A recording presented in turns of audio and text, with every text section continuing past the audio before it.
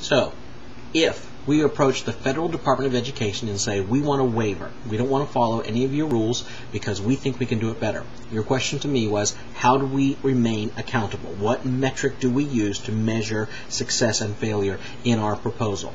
Well, let me tell you, let me start with an essential question. What is the purpose of public education? Why are we here? And I would say it is to raise everybody as high as they can be raised, so that they can lead enriched and fulfilled lives, so that they can become contributing members of society, not a draw on society.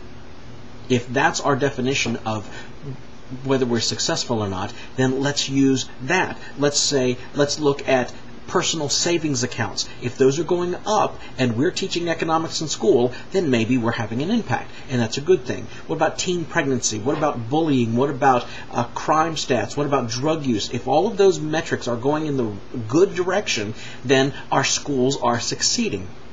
What about personal enrichment? Have you learned to be excited about knowledge acquisition? If you are excited about school, as opposed to asleep and bored about the concept of school, then we are succeeding. If we could even measure something by giving students a problem and seeing how much trouble they have with it, and then teach them math, teach them science, teach them technology, and give them some problems again and say, can you now solve these problems? These are measurable, real-world applications of the success of a school.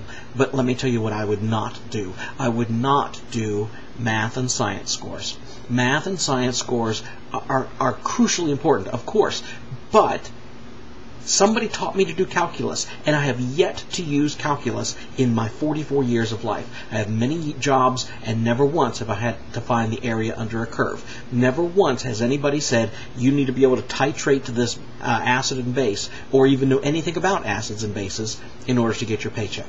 Instead, I need to be able to problem solve. I need to be able to get to work on time, look presentable, and do a good job. Those are the things that are measurable, and that's how I would measure success.